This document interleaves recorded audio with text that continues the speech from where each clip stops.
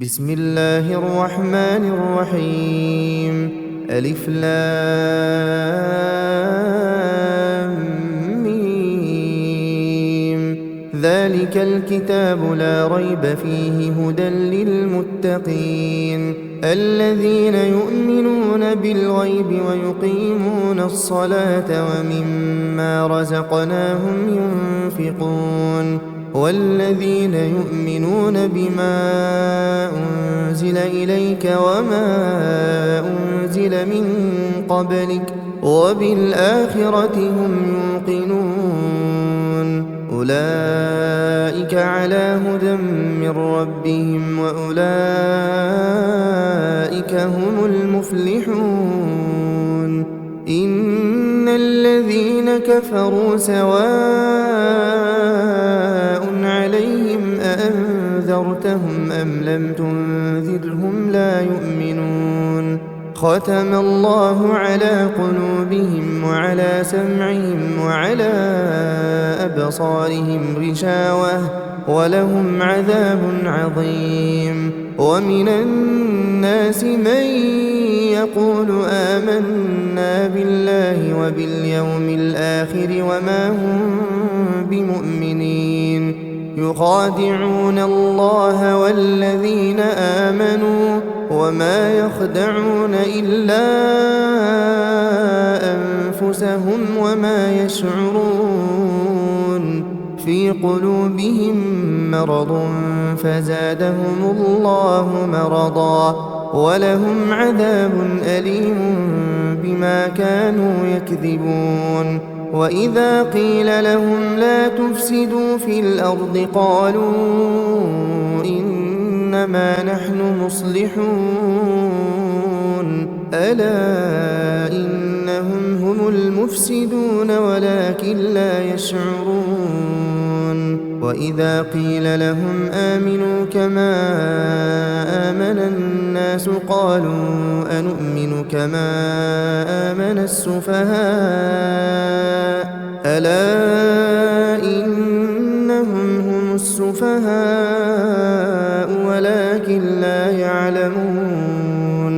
وإذا لقوا الذين آمنوا قالوا آمنا وإذا خلوا إلى شياطينهم قالوا إنا معكم إنما نحن مستهزئون. الله يستهزئ بهم ويمدهم في طغيانهم يعمهون. أولئك الذين اشتروا الضلالة بالهدى فما ربحت تجارتهم وما كانوا مهتدين.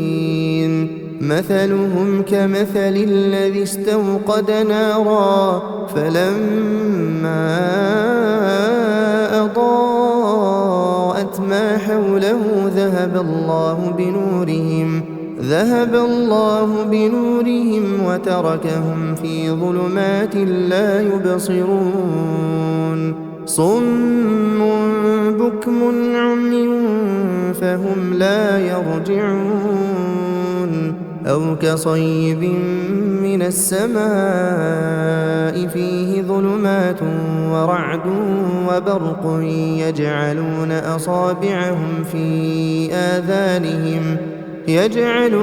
أصابعهم في آذانهم من الصواعق حذر الموت والله محيط بالكافرين. يكاد البرق يخطف أبصارهم كلما أضاء لهم مشوا فيه وإذا أظلم عليهم قاموا ولو شاء الله لذهب بسمعهم وأبصارهم إن الله على كل شيء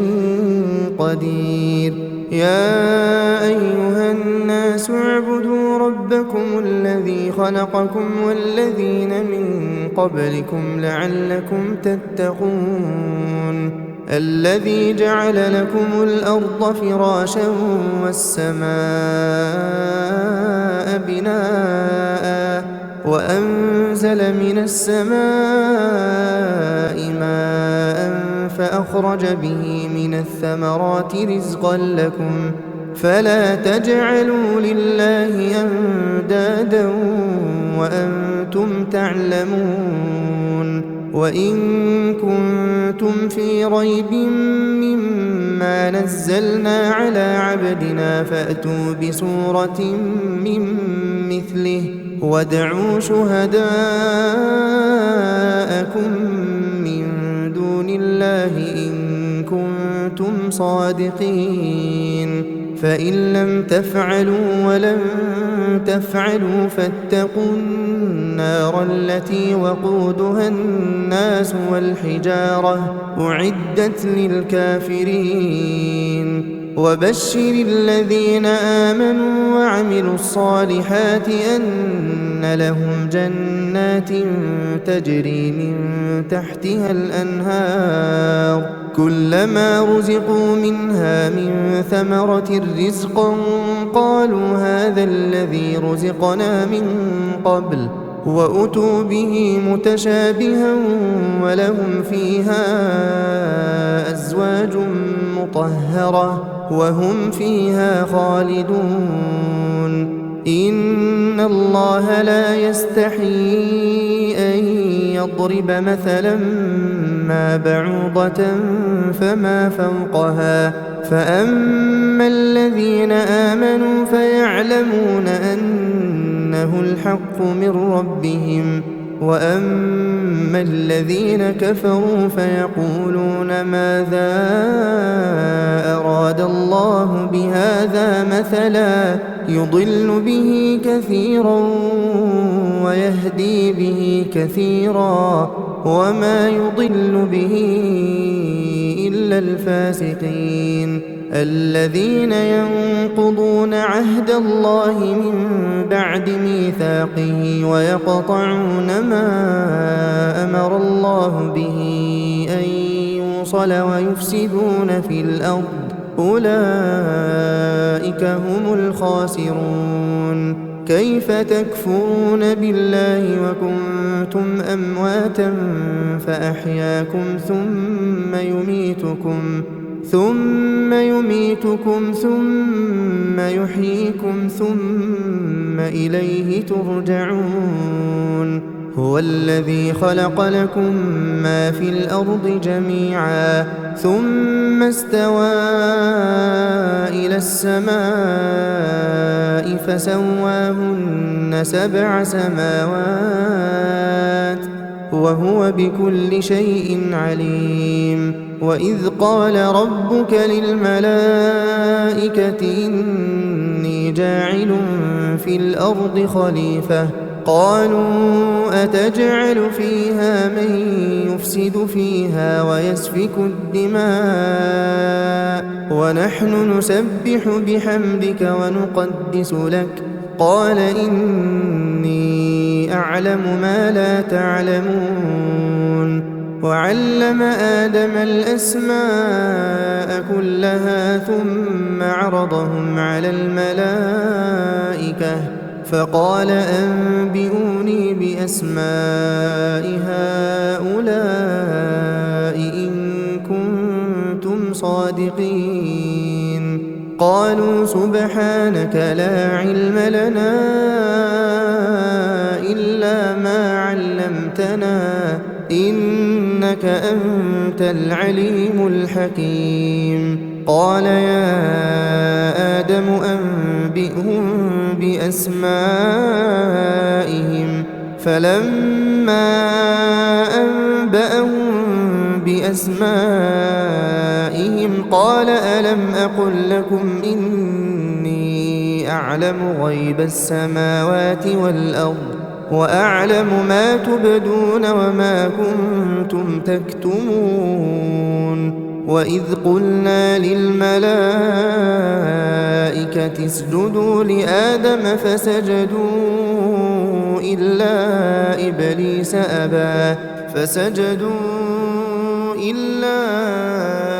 إبليس أبى واستكبر وكان من الكافرين وقلنا يا آدم اسكن أنت أنت وزوجك الجنة وكلا منها رغدا حيث شئتما ولا تقربا هذه الشجرة فتكونا من الظالمين فأزلهما الشيطان عنها فأخرجهما مما كانا فيه وقلنا اهبطوا بعضكم لبعض عدو ولكم في الأرض مستقر ومتاع إلى حين فتلقى آدم من ربه كلمات فتاب عليه إنه هو التواب الرحيم قلنا اهبطوا منها جميعا فإما يأتينكم مني هدى فمن تبع هداي فلا خوف عليهم ولا هم يحزنون والذين كفروا وكذبوا بآياتنا أولئك أصحاب النار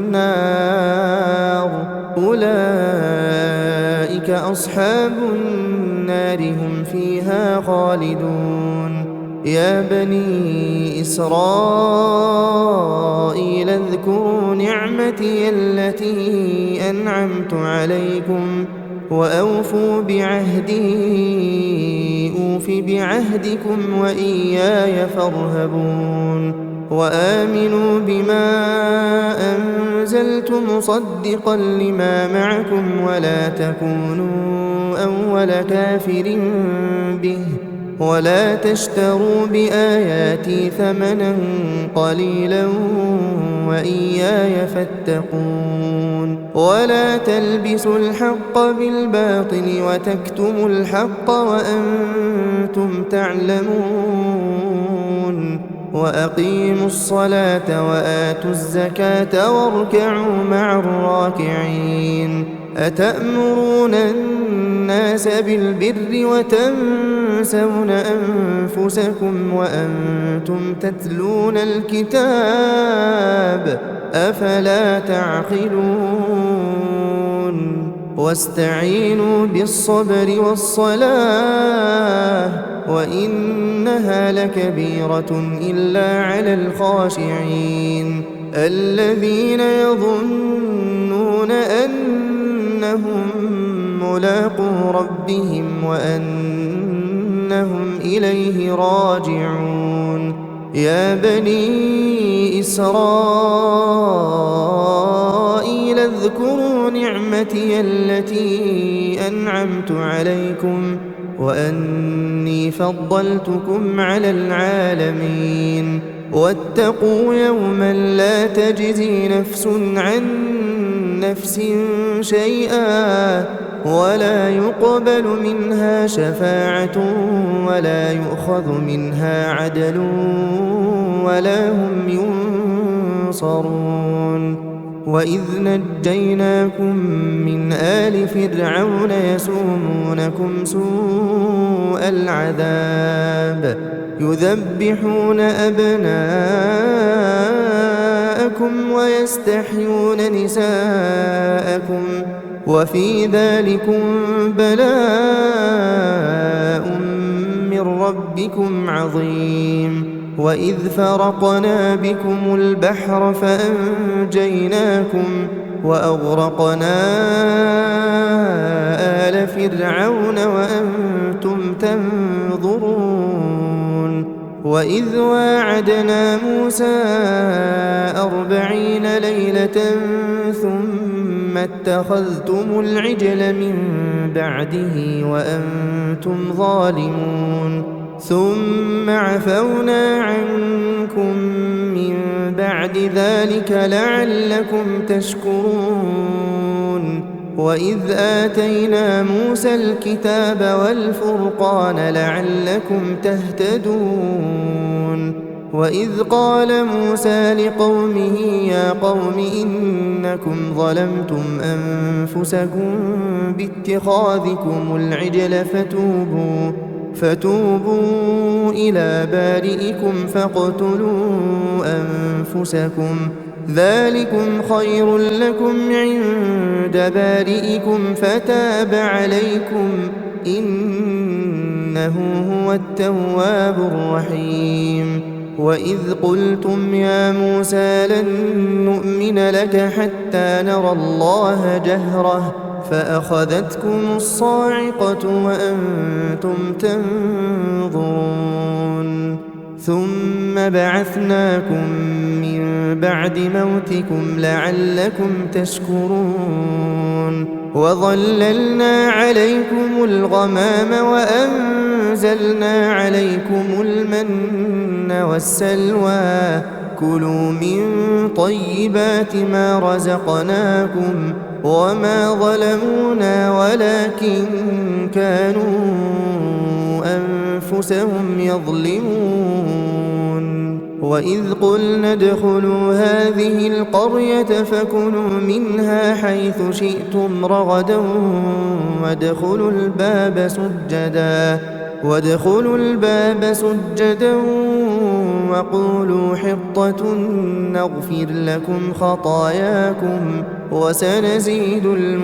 المحسنين. فبدل الذين ظلموا قولا غير الذي قيل لهم فأنزلنا على الذين ظلموا رجزا من السماء بما كانوا يفسقون.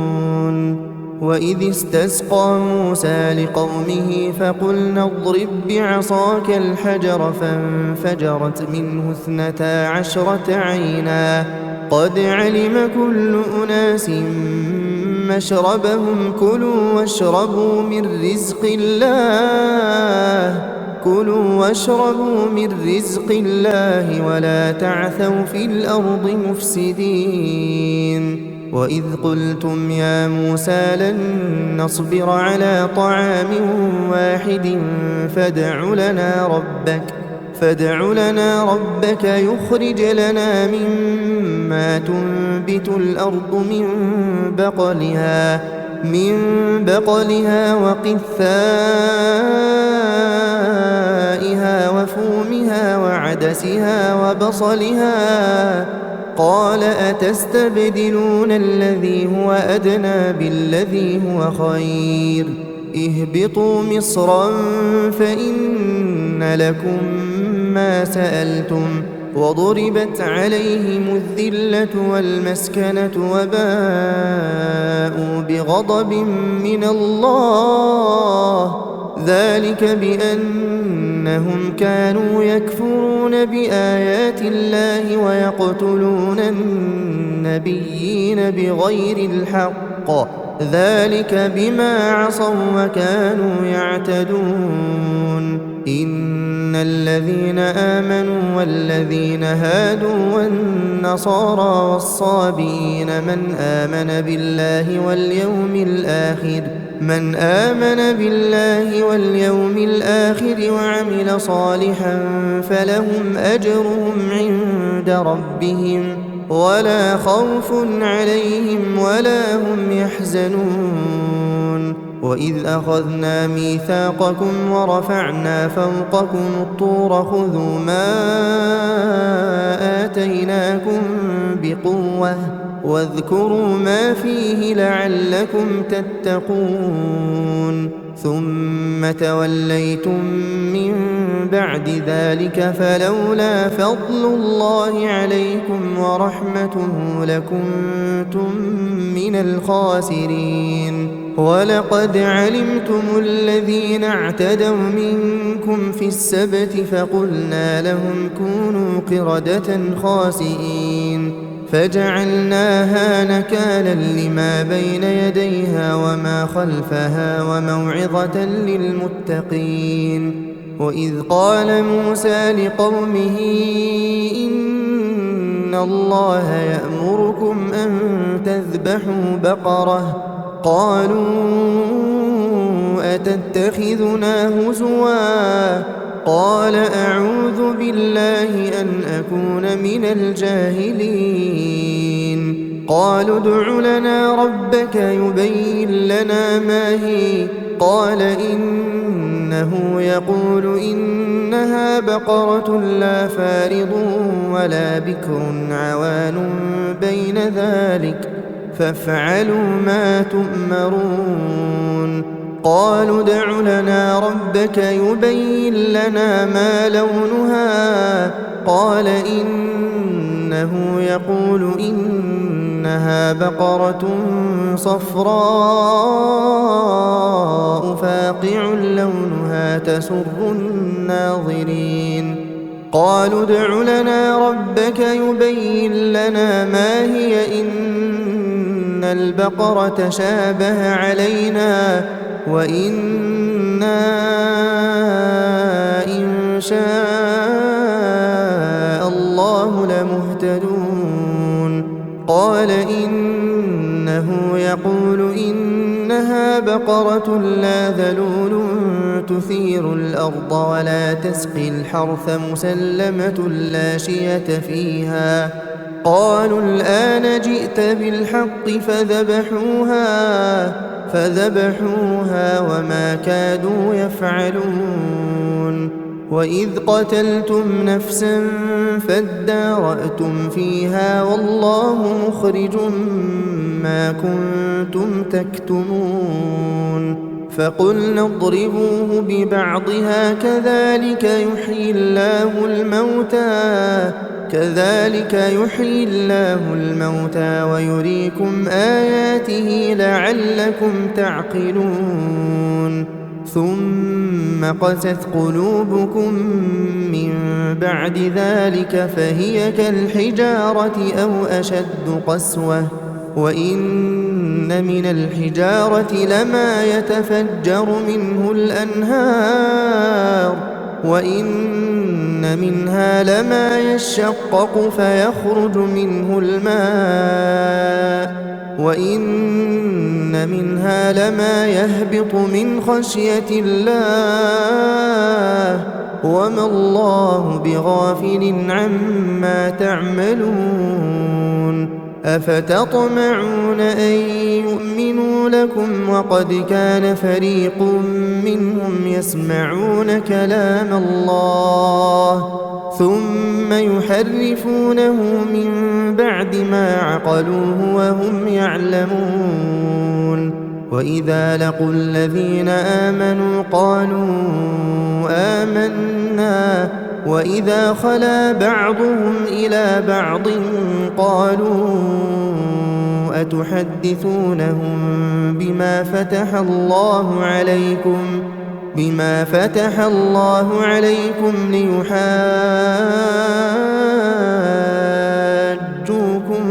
به عند ربكم أفلا تعقلون أولا يعلمون أن الله يعلم ما يسرون وما يعلنون ومنهم أميون لا يعلمون الكتاب إلا أماني وإن هم إلا يظنون فويل للذين يكتبون الكتاب بأيديهم ثم يقولون هذا من عند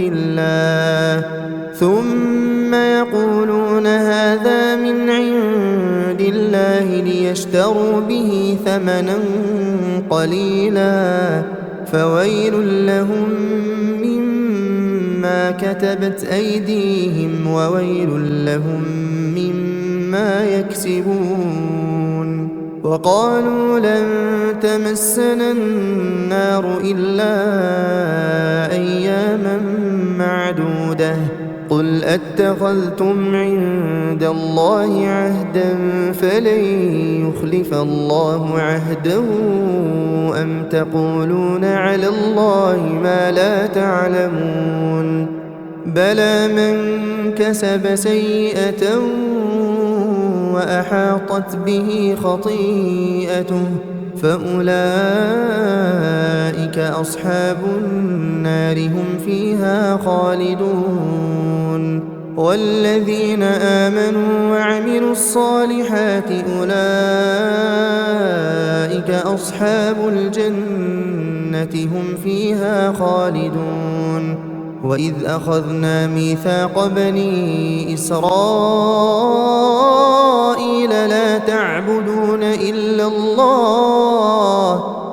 تعبدون إلا الله وبالوالدين إحسانا وذي القربى واليتامى والمساكين وقولوا للناس حسنا وأقيموا الصلاة وآتوا الزكاة ثم توليتم إلا قليلا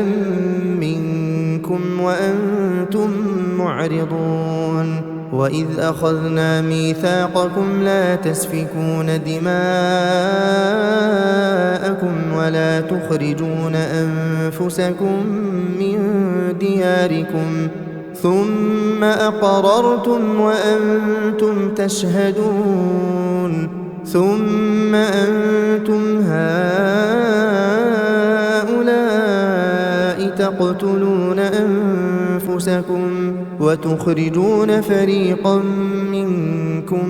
من ديارهم تظاهرون عليهم بالإثم والعدوان وإن يأتوكم أسارى تفادوهم وهو محرم عليكم إخراجهم أفتؤمنون ببعض الكتاب وتكفرون ببعض فما جزاء من يفعل ذلك منكم إلا خزي في الحياة الدنيا ويوم القيامة يردون إلى أشد العذاب وما الله بغافل عما تعملون. أولئك الذين اشتروا الحياة الدنيا بالآخرة فلا يخفف عنهم العذاب ولا هم ينصرون. ولقد آتينا موسى الكتاب وقفينا من بعده بالرسل وآتينا عيسى ابن مريم البينات وأيدناه بروح القدس أفكلما جاءكم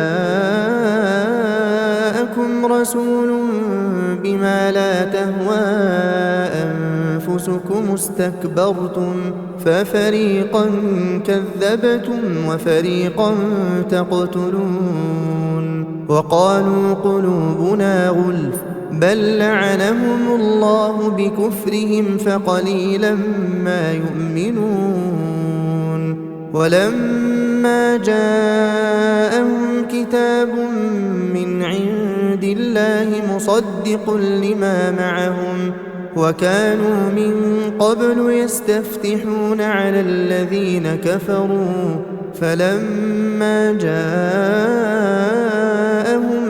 ما عرفوا كفروا به فلعنة الله على الكافرين. بئس ما اشتروا به أنفسهم أن يكفروا بما أنزل الله بغيا أن ينزل الله من فضله على من يشاء من عباده فباءوا بغضب على غضب وللكافرين عذاب مهين. وإذا قيل لهم آمنوا بما أنزل الله قالوا نؤمن بما أنزل علينا ويكفرون بما وراءه وهو الحق مصدقا لما معهم قل فلم تقتلون أنبياء الله من قبل إن كنتم مؤمنين. ولقد جاءكم موسى بالبينات ثم اتخذتم العجل من بعده وأنتم ظالمون. وإذ أخذنا ميثاقكم ورفعنا فوقكم الطور خذوا ما آتيناكم بقوة واسمعوا واسمعوا قالوا سمعنا وعصينا وأشربوا في قلوبهم العجل بكفرهم قل بئس ما يأمركم به إيمانكم إن كنتم مؤمنين قل إن كانت لكم الدار الآخرة عند الله خالصة من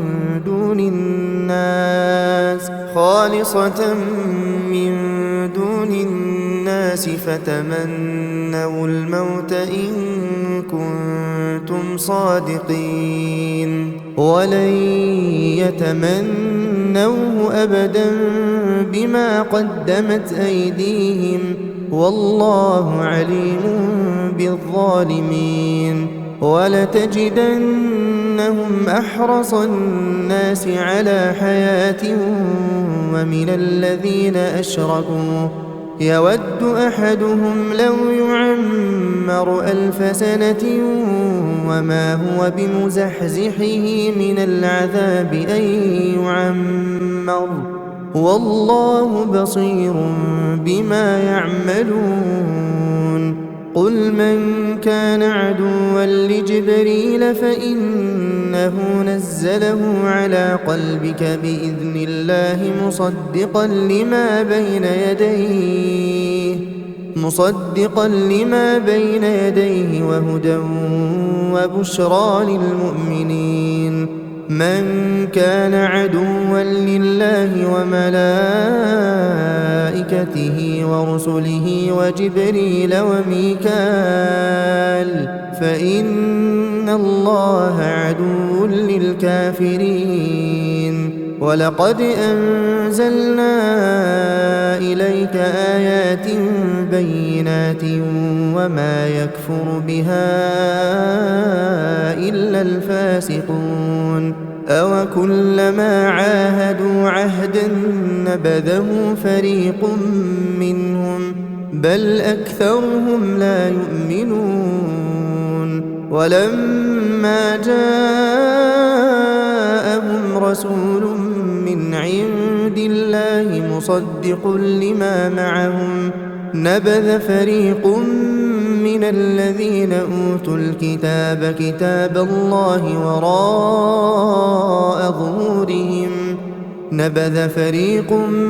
الذين أوتوا الكتاب كتاب الله وراء ظهورهم كأنهم لا يعلمون واتبعوا ما تتلو الشياطين على ملك سليمان وما كفر سليمان ولكن الشياطين كفروا يعلمون الناس السحر وما أنزل على الملكين ببابل هاروت وماروت وما يعلمان من أحد حتى يقولا إنما نحن فتنة فلا تكفر فيتعلمون منهما ما يفرقون به بين المرء وزوجه وما هم بضارين به من أحد إلا بإذن الله ويتعلمون ما يضرهم ولا ينفعهم ولقد علموا لمن اشتراه ما له في الآخرة من خلاق ولبئس ما شروا به أنفسهم لو كانوا يعلمون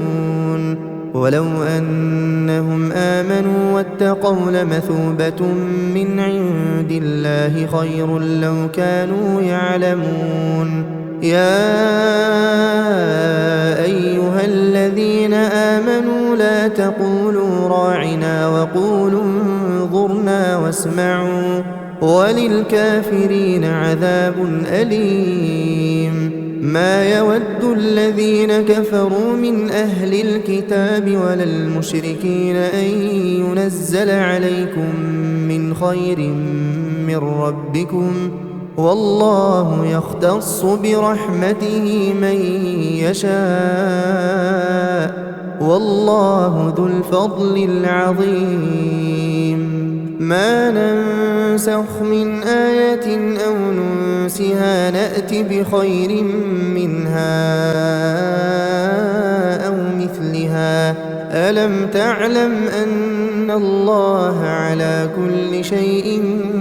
قدير ألم تعلم أن الله له ملك السماوات والأرض وما لكم من دون الله من ولي ولا نصير أم تريدون أن تسألوا رسولكم كما سئل موسى من قبل ومن يتبدل الكفر بالإيمان فقد ضل سواء السبيل ود كثير من أهل الكتاب لو يردونكم من بعد إيمانكم كفارا حسدا من عند أنفسهم من بعد ما تبين لهم الحق فاعفوا واصفحوا حتى يأتي الله بأمره إن الله على كل شيء قدير وأقيموا الصلاة وآتوا الزكاة وما تقدموا لأنفسكم من خير تجدوه عند الله إن الله بما تعملون بصير وقالوا لن يدخل الجنة إلا من كان هودا أو نصارى تلك أمانيهم قل هاتوا برهانكم إن كنتم صادقين بلى من أسلم وجهه لله وهو محسن فله أجره عند ربه ولا خوف عليهم ولا هم يحزنون وقالت اليهود ليست النصارى ليست اليهود على شيء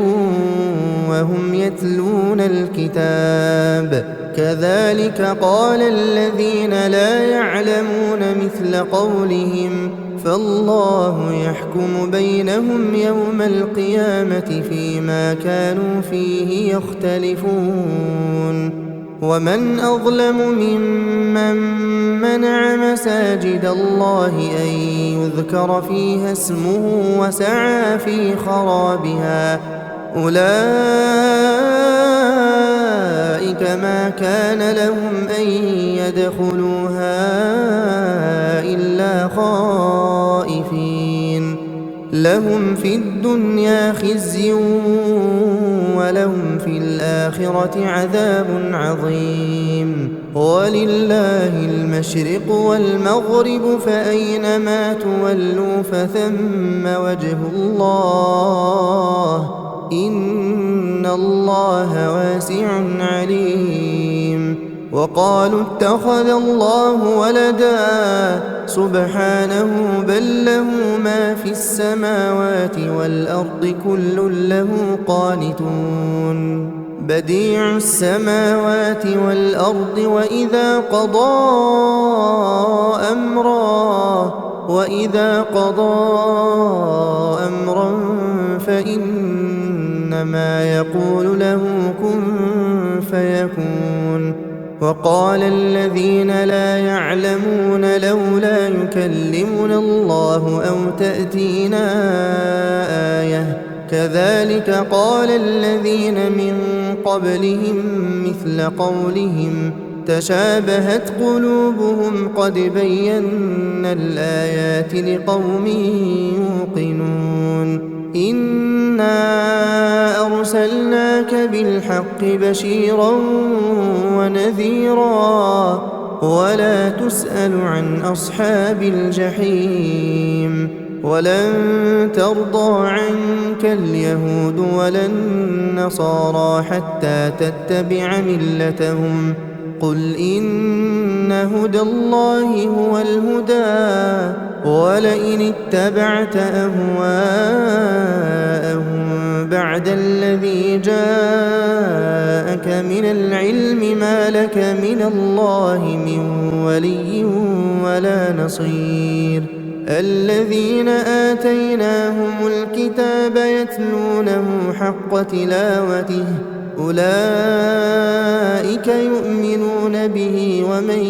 يكفر به فأولئك هم الخاسرون يا بني إسرائيل اذكروا نعمتي التي أنعمت عليكم وأني فضلتكم على العالمين واتقوا يوما لا تجزي نفس عن نفس شيئا ولا يقبل منها عدل ولا تنفعها شفاعة ولا هم ينصرون وإذ ابتلى إبراهيم ربه بكلمات فأتمهن قال إني جاعلك للناس إماما قال ومن ذريتي قال لا ينال عهد الظالمين وإذ جعلنا البيت مثابة للناس وأمنا واتخذوا من مقام إبراهيم مصلى وعهدنا إلى إبراهيم وإسماعيل أن طهرا بيتي للطائفين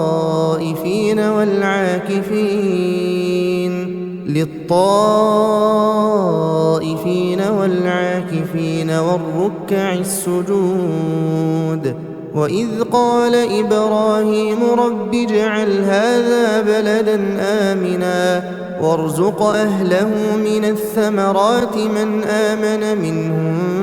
بالله واليوم الآخر قال ومن كفر فأمتعه قليلا ثم أضطره إلى عذاب النار وبئس المصير وإذ يرفع إبراهيم القواعد من البيت وإسماعيل ربنا تقبل منا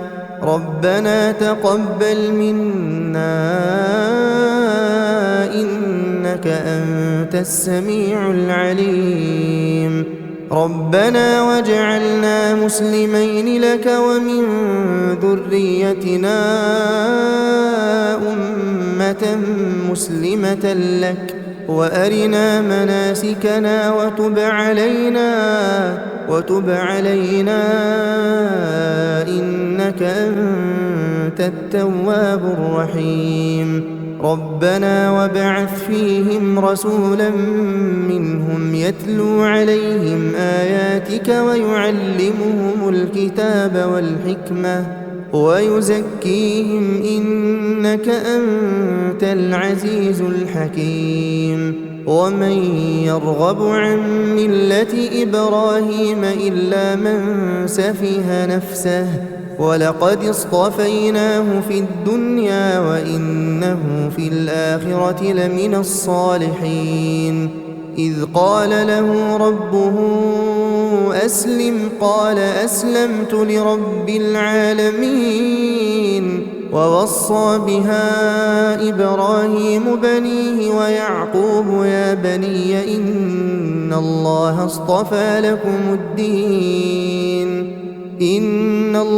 اصطفى لكم الدين فلا تموتن إلا وأنتم مسلمون أم كنتم شهداء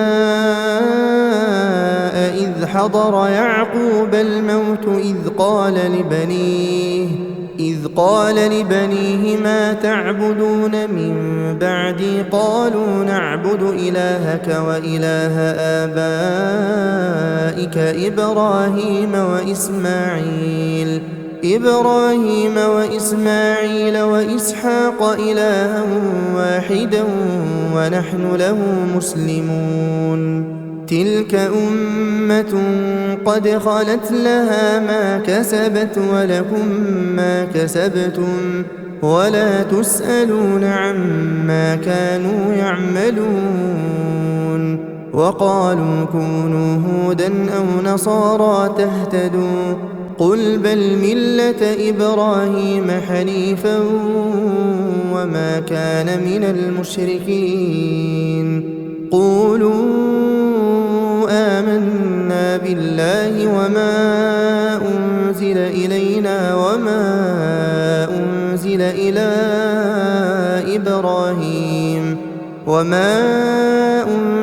إلى إبراهيم وإسماعيل وإسحاق ويعقوب والأسباط وما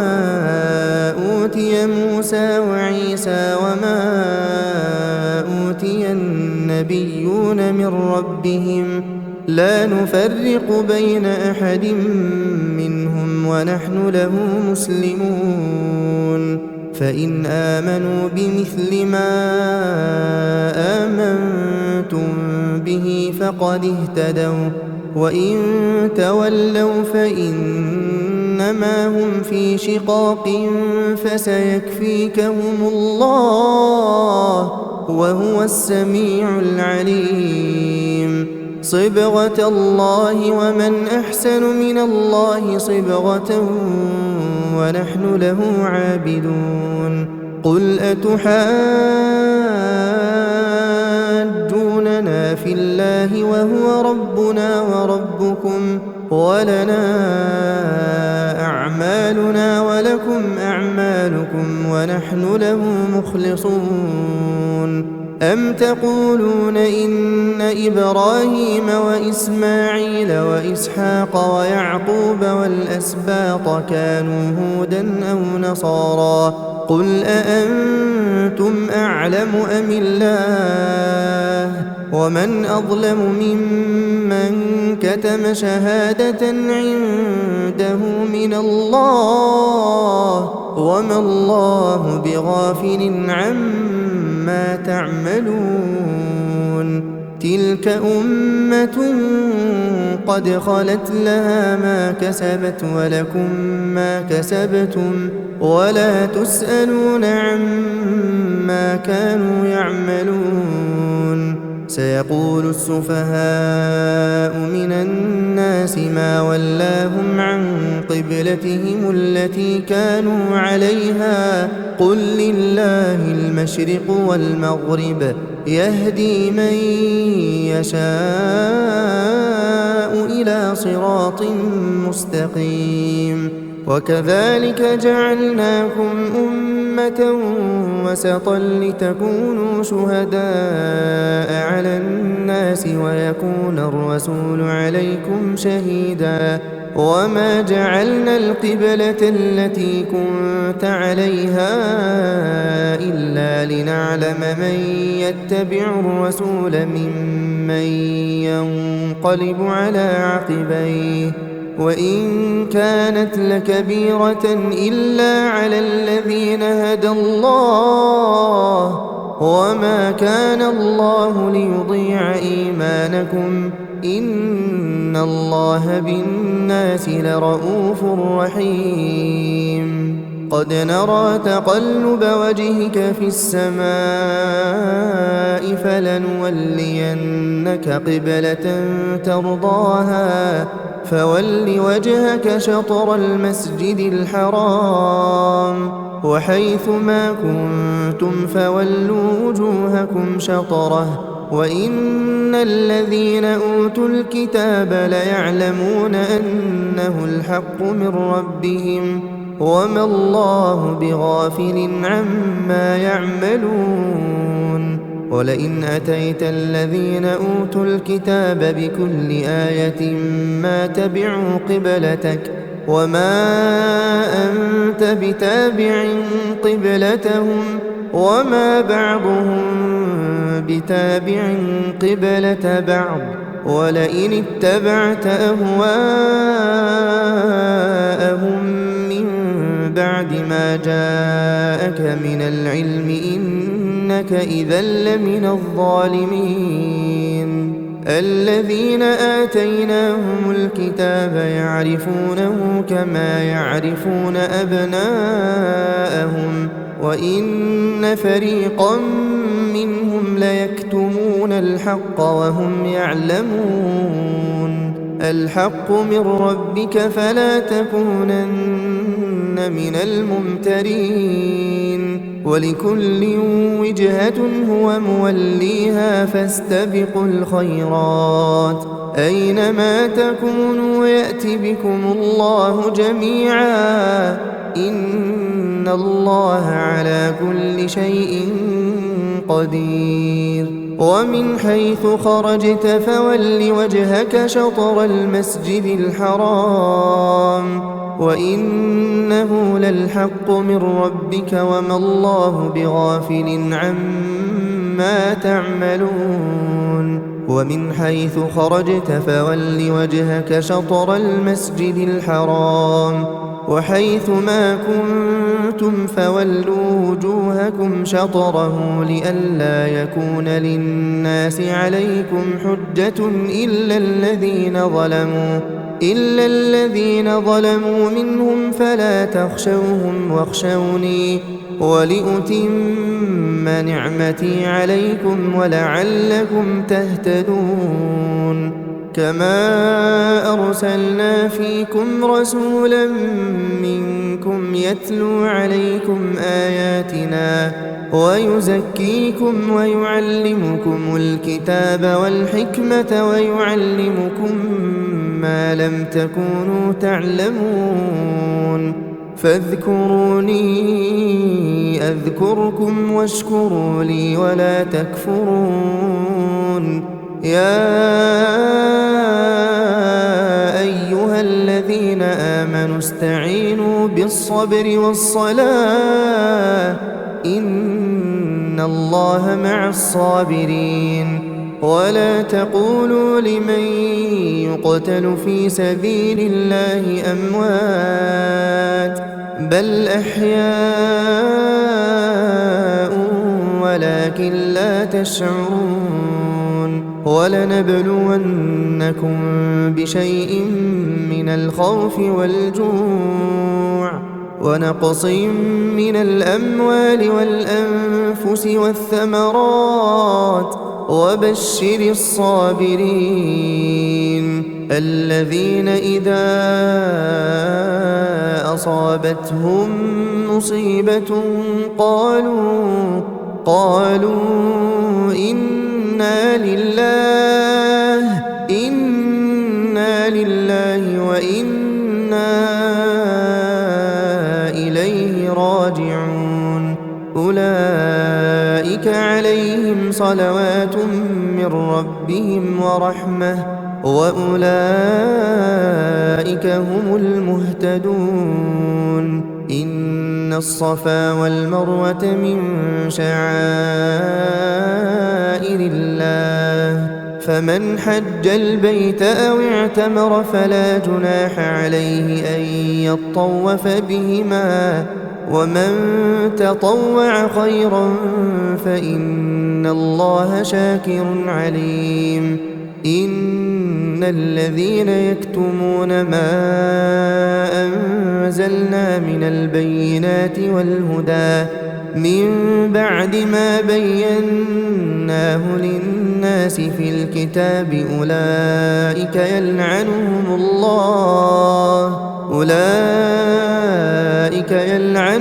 الله ويلعنهم اللاعنون إلا الذين تابوا وأصلحوا وبينوا فأولئك أتوب عليهم وأنا التواب الرحيم. إن الذين كفروا وماتوا وهم كفار أولئك عليهم لعنة الله والملائكة والناس أجمعين خالدين فيها لا يخفف عنهم العذاب ولا هم ينظرون. وإلهكم إله واحد لا إله إلا هو الرحمن الرحيم إن في خلق السماوات والأرض واختلاف الليل والنهار والفلك التي تجري في البحر بما ينفع الناس وما أنزل الله من السماء من ماء فأحيا به الأرض بعد موتها وبث فيها من كل دابة وتصريف الرياح والسحاب المسخر بين السماء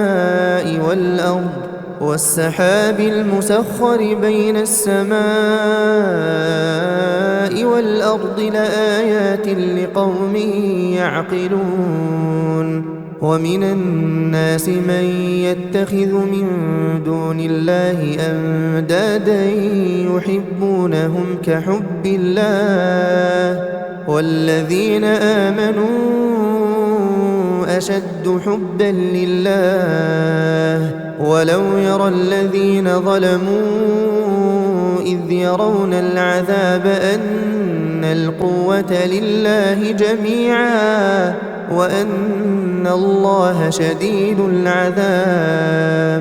إذ تبرأ الذين اتبعوا من الذين اتبعوا ورأوا العذاب وتقطعت بهم الأسباب وقال الذين اتبعوا لو أن لنا كرة فنتبرأ منهم كما تبرأوا منا كذلك يريهم الله أعمالهم حسرات عليهم وما هم بخارجين من النار يا أيها الناس كلوا مما في الأرض حلالا طيبا ولا تتبعوا خطوات الشيطان إنه لكم عدو مبين إنما يأمركم بالسوء والفحشاء وأن تقولوا على الله ما لا تعلمون وإذا قيل لهم اتبعوا ما أنزل الله قالوا بل نتبع ما ألفينا عليه آباءنا أولو كان آباؤهم لا يعقلون شيئا ولا يهتدون ومثل الذين كفروا كمثل الذي ينعق بما لا يسمع إلا دعاء ونداء صم بكم عمي فهم لا يعقلون يا أيها الذين آمنوا كلوا من طيبات ما رزقناكم واشكروا لله إن كنتم إياه تعبدون إنما حرم عليكم الميتة والدم ولحم الخنزير وما أهل به لغير الله فمن اضطر غير باغ ولا عاد فلا إثم عليه إن الله غفور رحيم إن الذين يكتمون ما أنزل الله من الكتاب ويشترون به ثمنا قليلا أولئك ما يأكلون في بطونهم إلا النار ولا يكلمهم الله يوم القيامة ولا يزكيهم ولهم عذاب أليم أولئك الذين اشتروا الضلالة بالهدى والعذاب بالمغفرة فما أصبرهم على النار ذلك بأن الله نزل الكتاب بالحق وإن الذين اختلفوا في الكتاب لفي شقاق بعيد ليس البر أن تولوا وجوهكم قبل المشرق والمغرب ولكن البر من آمن بالله واليوم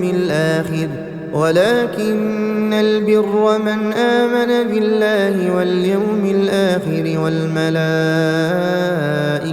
والكتاب والنبيين وآتى المال على حبه ذوي القربى واليتامى والمساكين وابن السبيل والسائلين وفي الرقاب وأقام الصلاة وآتى الزكاة والموفون بعهدهم إذا عاهدوا والصابرين في البأساء والضراء وحين البأس أولئك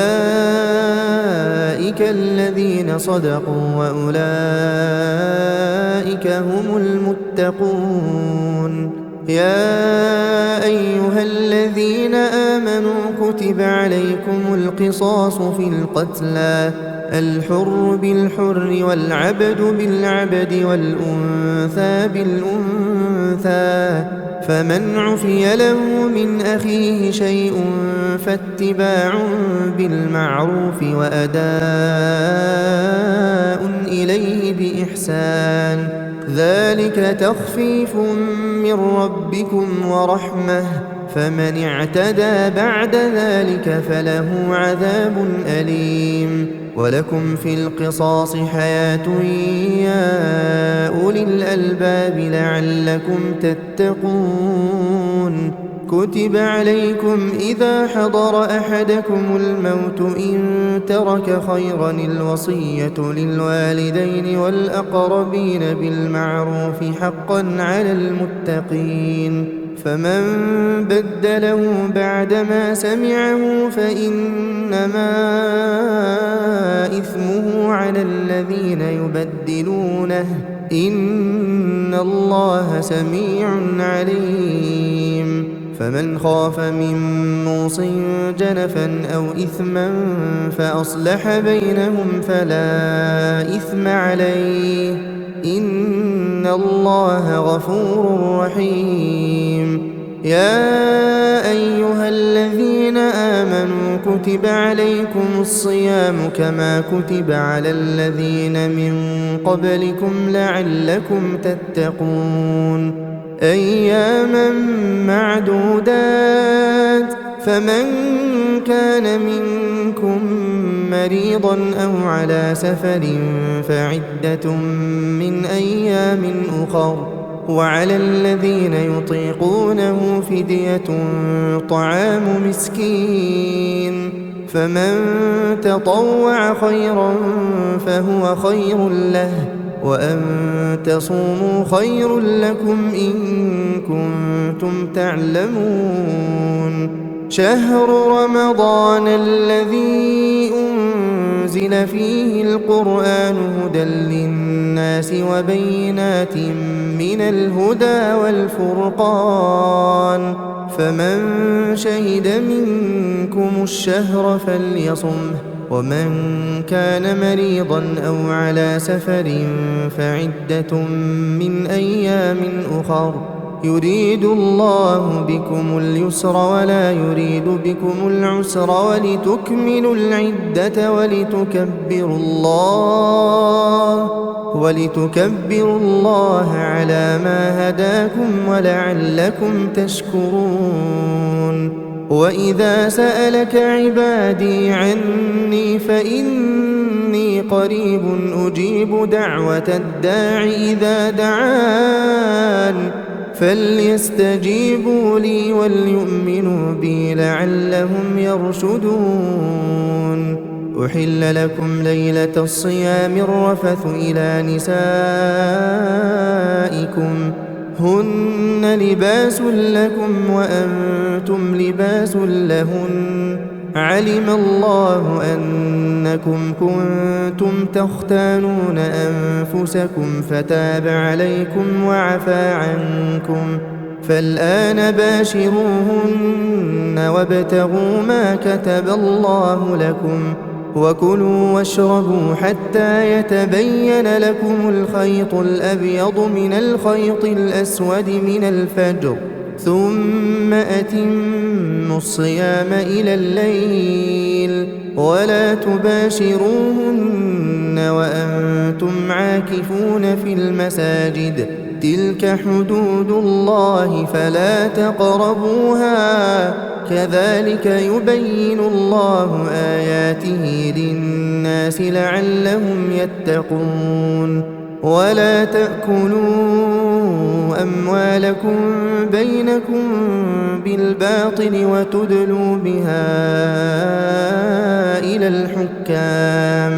وتدلوا بها إلى الحكام لتأكلوا فريقا من أموال الناس بالإثم وأنتم تعلمون يسألونك عن الأهلة قل هي مواقيت للناس والحج وليس البر بأن تأتوا البيوت من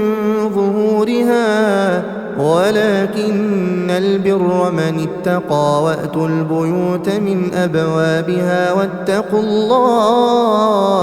واتقوا الله لعلكم تفلحون وقاتلوا في سبيل الله الذين يقاتلونكم ولا تعتدوا إن الله لا يحب المعتدين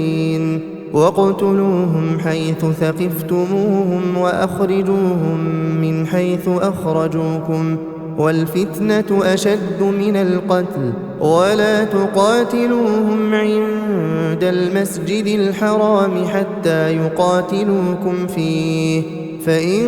قاتلوكم فاقتلوهم كذلك جزاء الكافرين فإن انتهوا فإن الله غفور رحيم وقاتلوهم حتى لا تكون فتنة ويكون الدين لله فإن انتهوا فلا عدوان إلا على الظالمين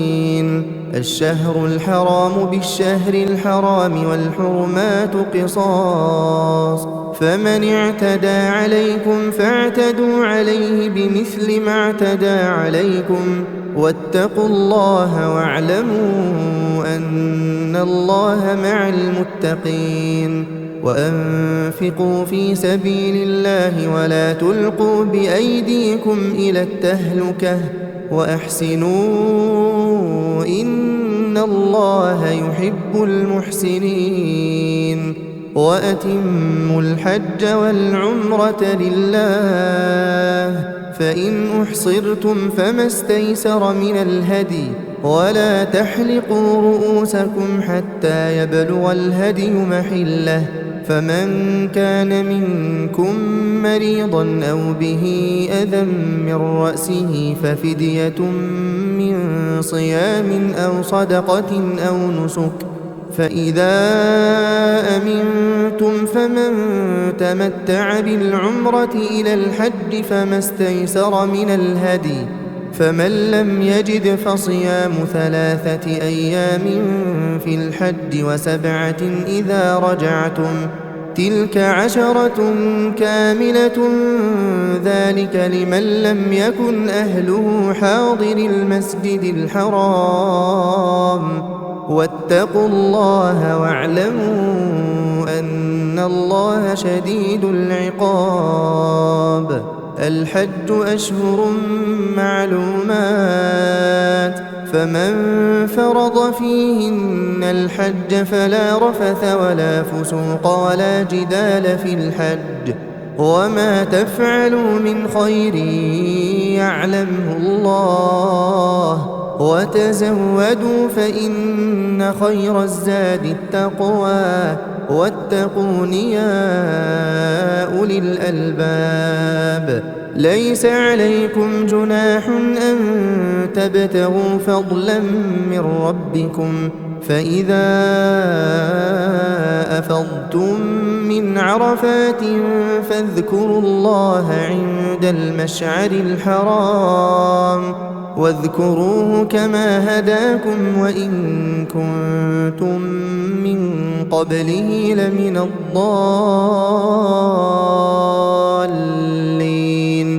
ثم أفيضوا من حيث أفاض الناس واستغفروا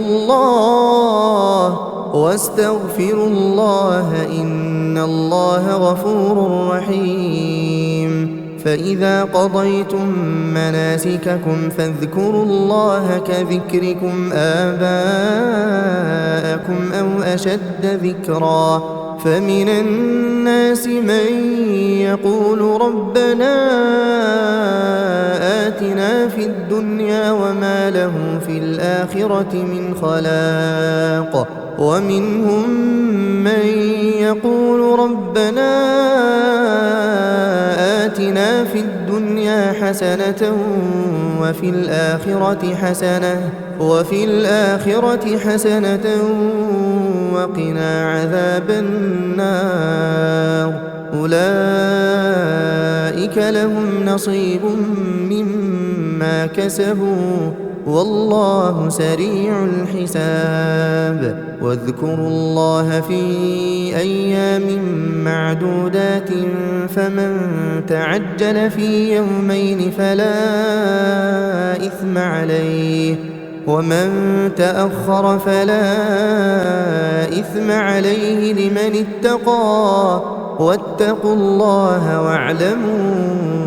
أنكم إليه تحشرون ومن الناس من يعجبك قوله في الحياة الدنيا ويشهد الله على ما في قلبه وهو ألد الخصام وإذا تولى سعى في الأرض ليفسد فيها ويهلك الحرث والنسل والله لا يحب الفساد وإذا قيل له اتق الله أخذته العزة بالإثم فحسبه جهنم ولبئس المهاد ومن الناس من يشري نفسه ابتغاء مرضات الله والله رؤوف بالعباد يا أيها الذين آمنوا ادخلوا في السلم كافة ولا تتبعوا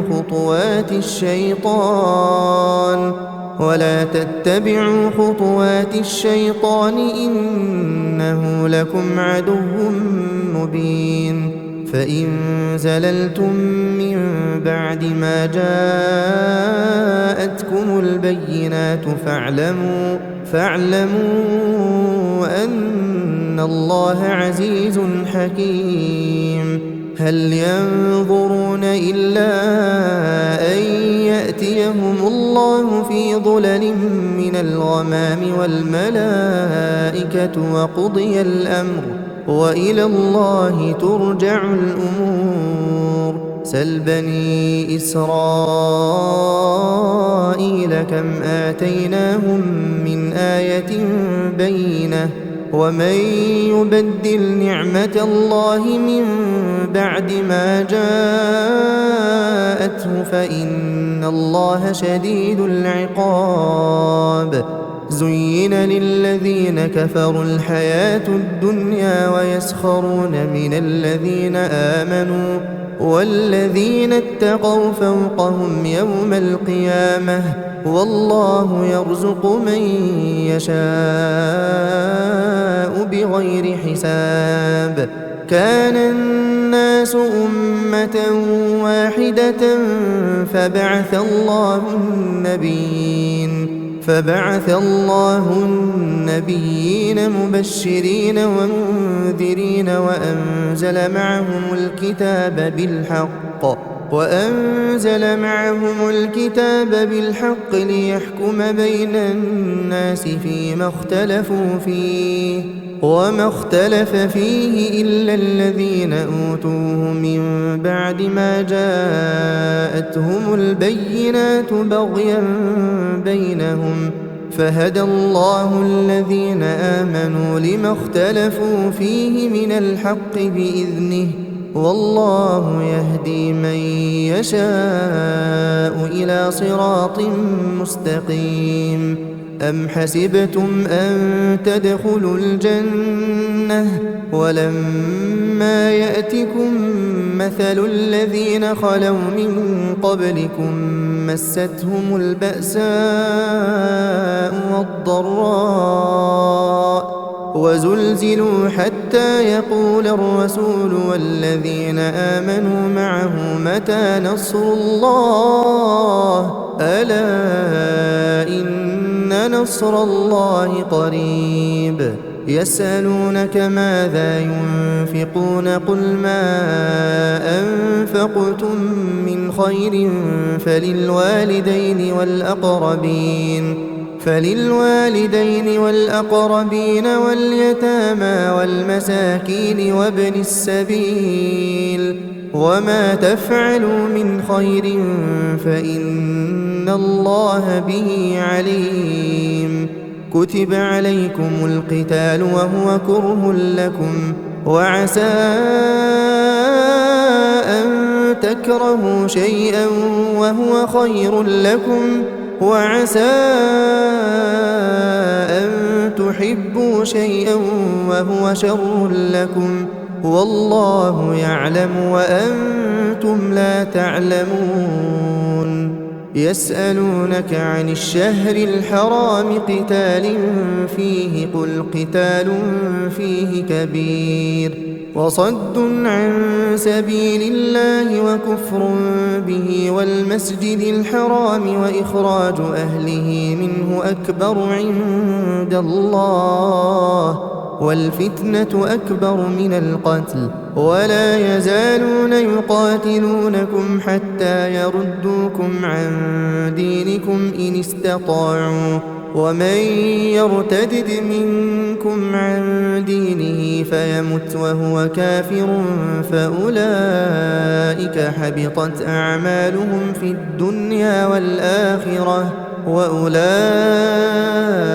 أصحاب النار هم فيها خالدون. إن الذين آمنوا والذين هاجروا وجاهدوا في سبيل الله أولئك يرجون رحمة الله والله غفور رحيم. يسألونك عن الخمر والميسر قل فيهما إثم كبير ومنافع للناس وإثمهما أكبر من نفعهما ويسألونك ماذا ينفقون قل العفو كذلك يبين الله لكم الآيات لعلكم تتفكرون في الدنيا والآخرة. ويسألونك عن اليتامى قل إصلاح لهم خير وإن تخالطوهم فإخوانكم والله يعلم المفسد من المصلح ولو شاء الله لأعنتكم إن الله عزيز حكيم. ولا تنكحوا المشركات حتى يؤمن ولأمة مؤمنة خير من مشركة ولو أعجبتكم ولا تنكحوا المشركين حتى يؤمنوا ولعبد مؤمن خير من مشرك ولو أعجبكم أولئك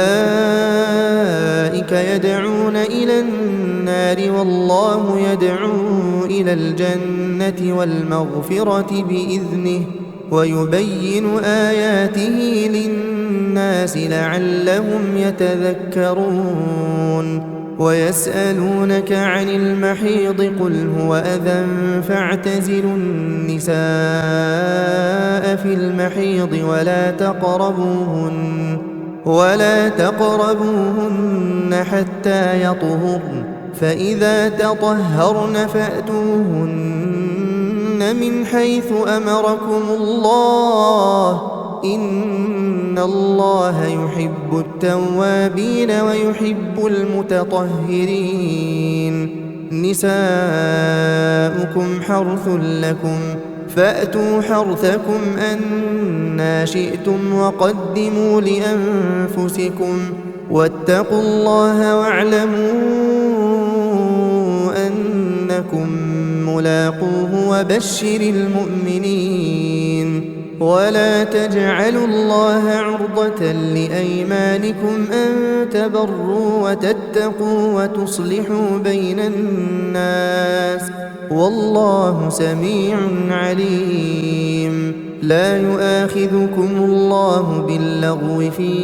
أيمانكم ولكن يؤاخذكم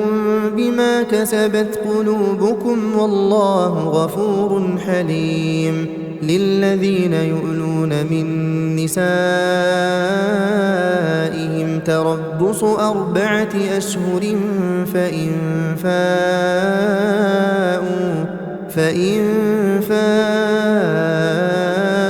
فإن الله غفور رحيم وإن عزموا الطلاق فإن الله سميع عليم والمطلقات يتربصن بأنفسهن 3 قروء ولا يحل لهن أن يكتمن ما خلق الله في أرحامهن إن كن يؤمن بالله واليوم الآخر وبعولتهن أحق بردهن في ذلك إن أرادوا إصلاحا ولهن مثل الذي عليهن بالمعروف وللرجال عليهن درجة والله عزيز حكيم الطلاق 2 مرتان فإمساك بمعروف أو تسريح بإحسان ولا يحل لكم أن تأخذوا مما آتيتموهن شيئا إلا أن يخافا ألا يقيما حدود الله فإن خفتم ألا يقيما حدود الله فلا جناح عليهما فيما افتدت به تلك حدود الله فلا تعتدوها ومن يتعد حدود الله فأولئك هم الظالمون فإن طلقها فلا تحل له من بعد حتى تنكح زوجا غيره فإن طلقها فلا جناح عليهما أن يتراجعا إن ظنا أن يقيما حدود الله وتلك حدود الله يبينها لقوم يعلمون وإذا طلقتم النساء فبلغن أجلهن فأمسكوهن بمعروف أو سرحوهن بمعروف ولا تمسكوهن ضرارا لتعتدوا ومن يفعل ذلك فقد ظلم نفسه ولا تتخذوا آيات الله هزوا واذكروا نعمة الله عليكم وما أنزل عليكم من الكتاب والحكمة يعظكم به واتقوا الله واعلموا أن الله بكل شيء عليم وإذا طلقتم النساء فبلغن أجلهن فلا تعضلوهن أن ينكحن أزواجهن إذا تراضوا بينهم بالمعروف ذلك يوعظ به من كان منكم يؤمن بالله واليوم الآخر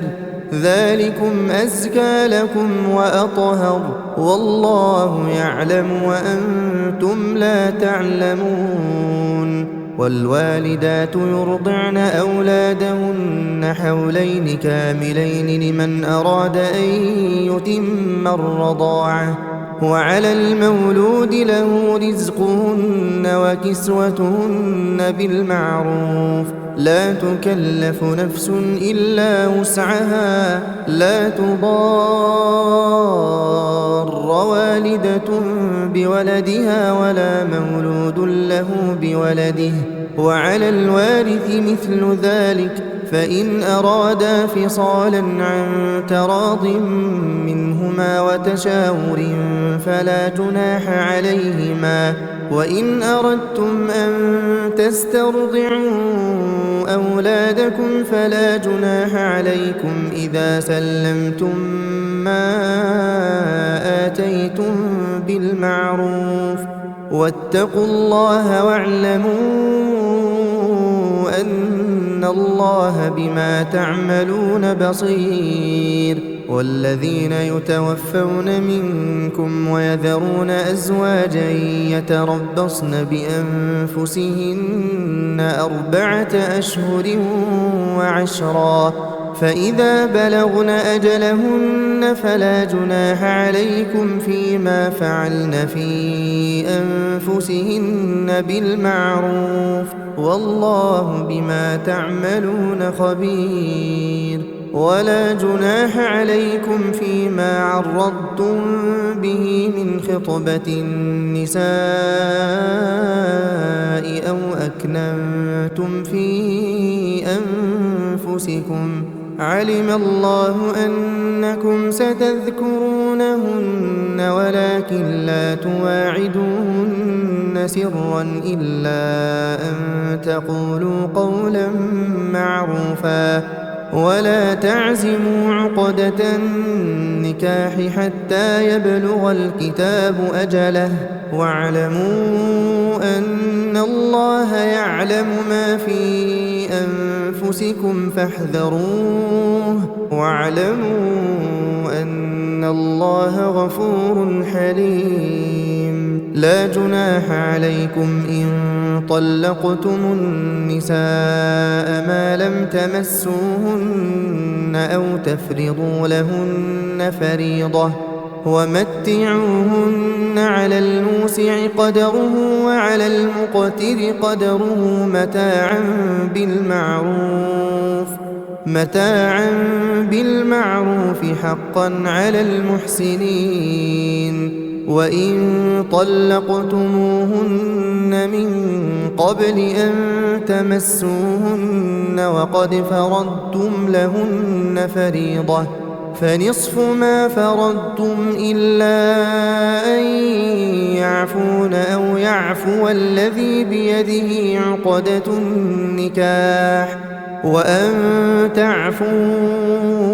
أقرب للتقوى ولا تنسوا الفضل بينكم إن الله بما تعملون بصير حافظوا على الصلوات والصلاة الوسطى وقوموا لله قانتين فإن خفتم فرجالا أو ركبانا فإذا أمنتم فاذكروا الله كما علمكم ما لم تكونوا تعلمون والذين يتوفون منكم ويذرون أزواجا وصية لأزواجهم متاعا إلى الحول غير إخراج فإن خرجن فلا جناح عليكم فيما فعلن في أنفسهن من معروف والله عزيز حكيم وللمطلقات متاع بالمعروف حقا على المتقين كذلك يبين الله لكم آياته لعلكم تعقلون ألم تر إلى الذين خرجوا من ديارهم وهم ألوف حذر الموت فقال لهم الله موتوا ثم أحياهم إن الله لذو فضل على الناس ولكن أكثر الناس لا يشكرون وقاتلوا في سبيل الله واعلموا أن الله سميع عليم من ذا الذي يقرض الله قرضا حسنا فيضاعفه له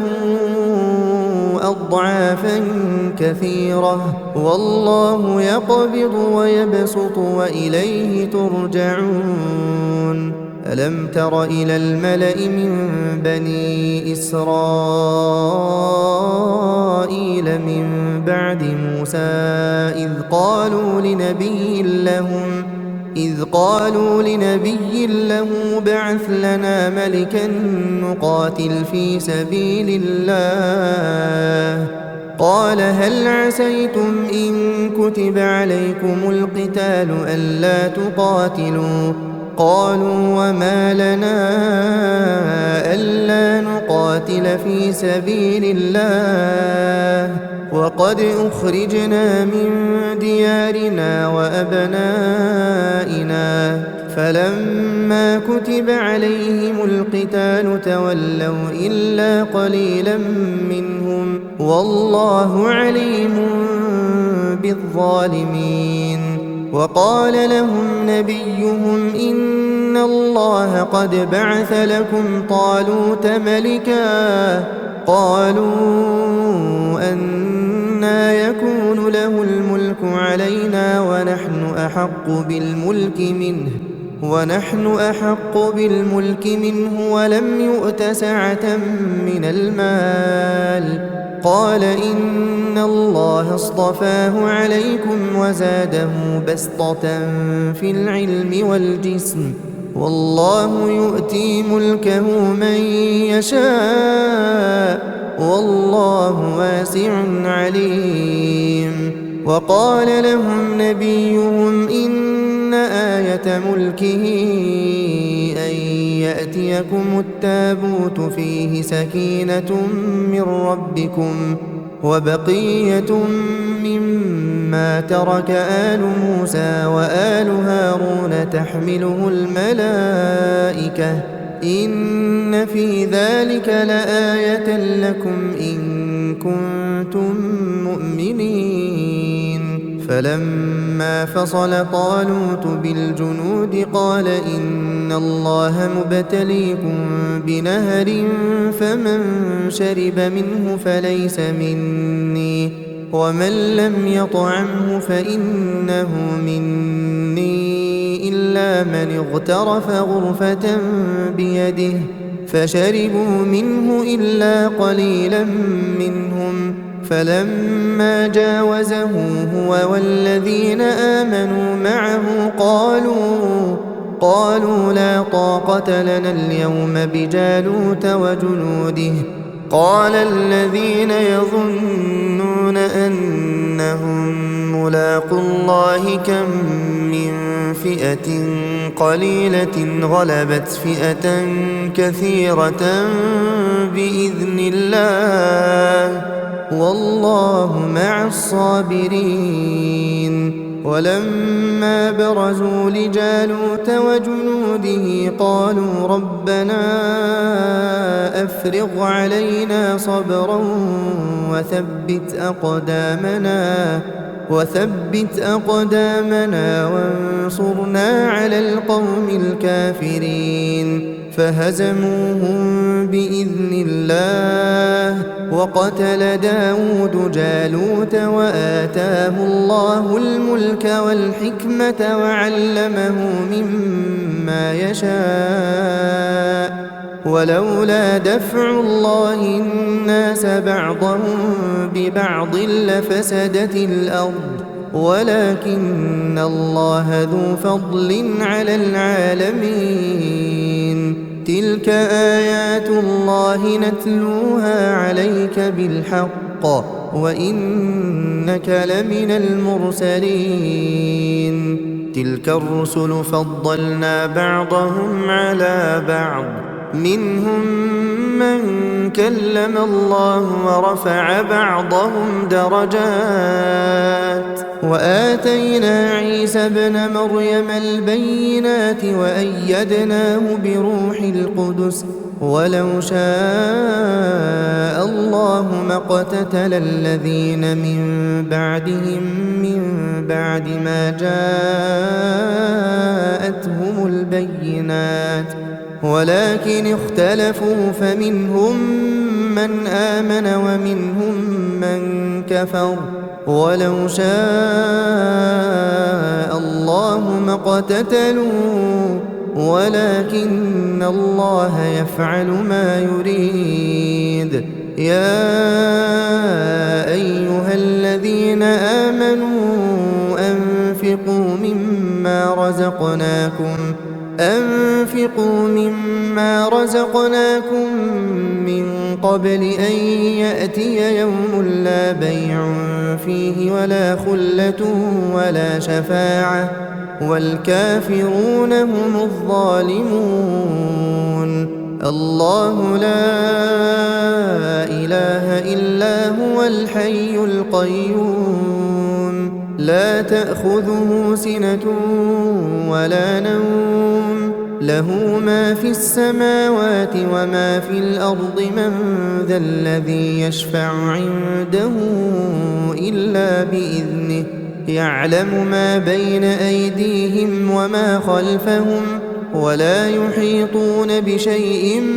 من علمه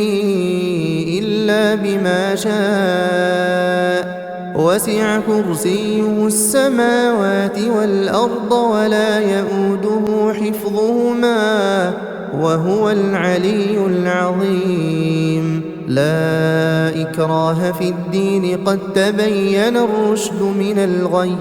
فمن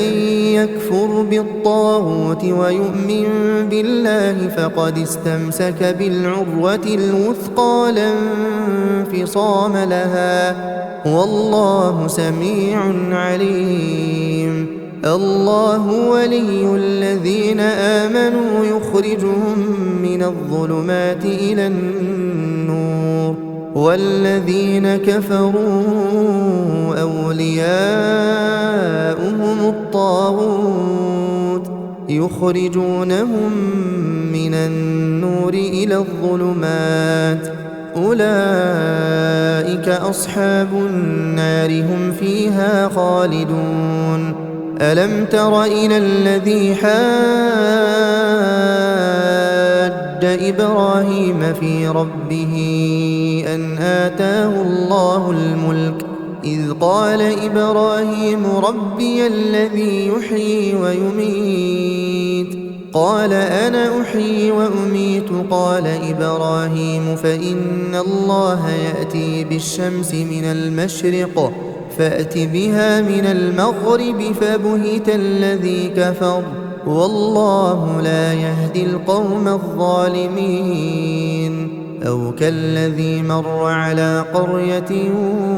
وهي خاوية على عروشها قال أنى يحيي هذه الله بعد موتها فأماته الله 100 عام ثم بعثه قال كم لبثت قال لبثت يوما أو بعض يوم قال بل لبثت 100 عام فانظر إلى طعامك وشرابك لم يتسنه وانظر إلى حمارك ولنجعلك آية للناس وانظر إلى العظام كيف ننشزها ثم نكسوها لحما فلما تبين له قال أعلم أن الله على كل شيء قدير وإذ قال إبراهيم رب أرني كيف تحيي الموتى قال أولم تؤمن قال بلى ولكن ليطمئن قلبي قال فخذ 4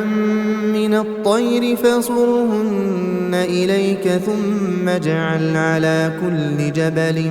منهن جزءا ثم ادعهن يأتينك سعيا واعلم أن الله عزيز حكيم. مثل الذين ينفقون أموالهم في سبيل الله كمثل حبة أنبتت 7 سنابل في كل سنبلة 100 حبة والله يضاعف لمن يشاء والله واسع عليم. الذين ينفقون أموالهم في سبيل الله ثم لا يتبعون ما أنفقوا منا ولا أذى لهم أجرهم عند ربهم ولا خوف عليهم ولا هم يحزنون. قول معروف ومغفرة خير من صدقة يتبعها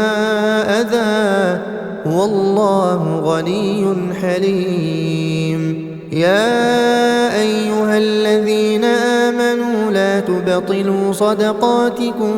بالمن والأذى كالذي ينفق ماله رئاء الناس ولا يؤمن بالله واليوم الآخر فمثله كمثل صفوان عليه تراب فأصابه وابل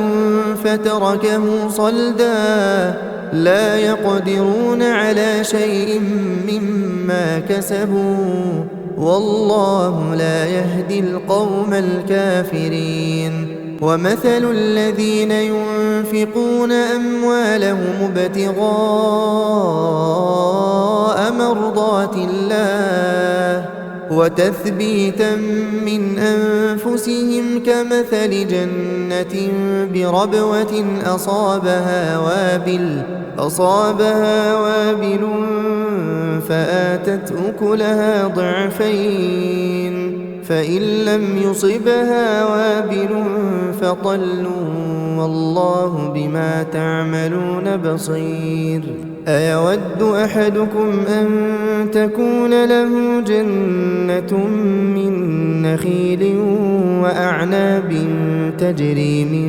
تحتها الأنهار له فيها من كل الثمرات وأصابه الكبر وله ذرية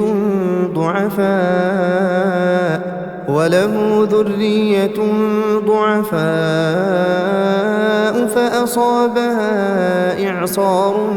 فيه نار فاحترقت كذلك يبين الله لكم الآيات لعلكم تتفكرون. يا أيها الذين آمنوا أنفقوا من طيبات ما كسبتم ومما أخرجنا لكم من الأرض ولا تيمموا الخبيث منه تنفقون ولستم بآخذيه إلا أن تغمضوا فيه واعلموا أن الله غني حميد. الشيطان يعدكم الفقر ويأمركم بالفحشاء والله يعدكم مغفرة منه وفضلا والله واسع عليم. يؤتي الحكمة من يشاء ومن يؤت الحكمة فقد أوتي خيرا كثيرا وما يذكر إلا أولو الألباب. وما أنفقتم من نفقة أو نذرتم من نذر فإن الله يعلمه وما للظالمين من أنصار. إن تبدوا الصدقات فنعما هي وإن تخفوها وتؤتوها الفقراء فهو خير لكم ويكفر عنكم من سيئاتكم والله بما تعملون خبير ليس عليك هداهم ولكن الله يهدي من يشاء وما تنفقوا من خير فلأنفسكم وما تنفقون إلا ابتغاء وجه الله وما تنفقوا من خير يوفى إليكم وأنتم لا تظلمون للفقراء الذين أحصروا في سبيل الله لا يستطيعون ضربا في الأرض يحسبهم الجاهل أغنياء من التعفف تعرفهم بسيماهم لا يسألون الناس إلحافا وما تنفقوا من خير فإن الله به عليم الذين ينفقون أموالهم بالليل والنهار سرا وعلانية فلهم أجرهم عند ربهم ولا خوف عليهم ولا هم يحزنون الذين يأكلون الربا لا يقومون إلا كما يقوم الذي يتخبطه الشيطان من المس ذلك بأنهم قالوا إنما البيع مثل الربا وأحل الله البيع وحرم الربا فمن جاءه موعظة من ربه فانتهى فله ما سلف وأمره إلى الله ومن عاد فأولئك أصحاب النار هم فيها خالدون يمحق الله الربا ويربي الصدقات والله لا يحب كل كفار أثيم إن الذين آمنوا وعملوا الصالحات وأقاموا الصلاة وآتوا الزكاة لهم أجرهم عند ربهم ولا خوف عليهم ولا هم يحزنون يا أيها الذين آمنوا اتقوا الله وذروا ما بقي من الربا إن كنتم مؤمنين فإن لم تفعلوا فأذنوا بحرب من الله ورسوله وإن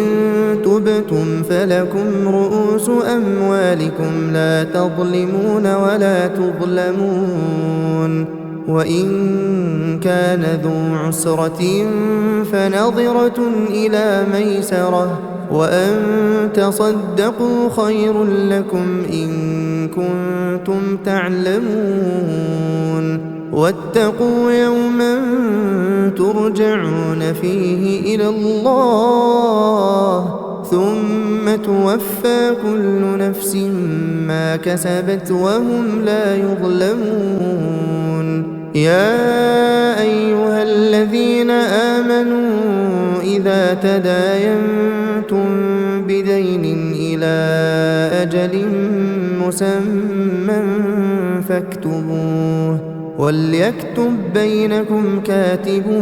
بالعدل ولا يأب كاتب أن يكتب كما علمه الله فليكتب وليملل الذي عليه الحق وليتق الله ربه ولا يبخس منه شيئا فإن كان الذي عليه الحق سفيها أو ضعيفا أو لا يستطيع أن يمل هو فليملل وليه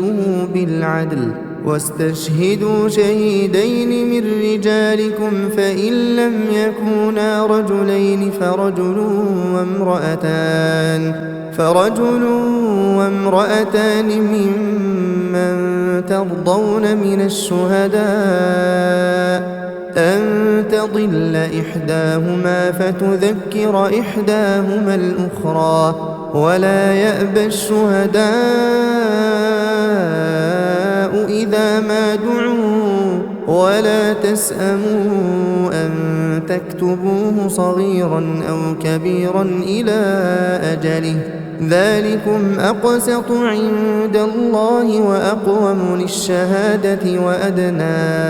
ألا ترتابوا إلا أن تكون تجارة حاضرة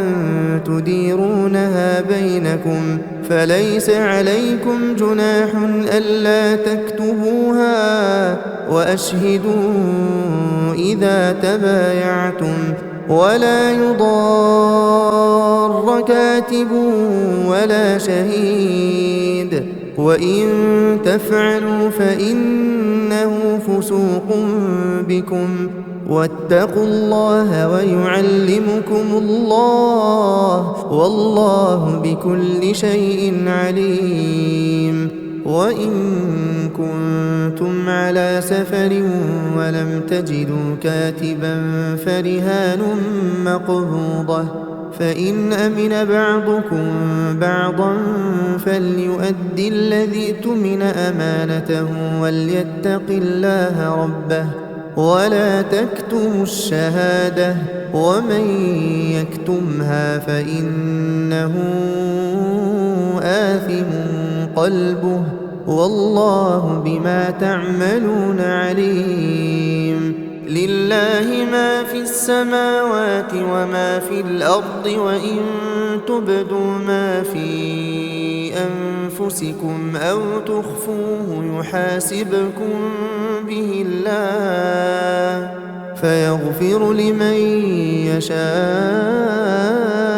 ويعذب من يشاء والله على كل شيء قدير آمن الرسول بما أنزل إليه من ربه والمؤمنون كل آمن بالله وملائكته وكتبه ورسله لا نفرق بين أحد من رسله وقالوا سمعنا وأطعنا غفرانك ربنا وإليك المصير لا يكلف الله نفسا إلا وسعها لها ما كسبت وعليها ما اكتسبت ربنا لا تؤاخذنا إن نسينا أو أخطأنا ربنا ولا تحمل علينا إصرا كما حملته على الذين من قبلنا ربنا ولا تحملنا ما لا طاقة لنا به واعف عنا واغفر لنا وارحمنا أنت مولانا فانصرنا على القوم الكافرين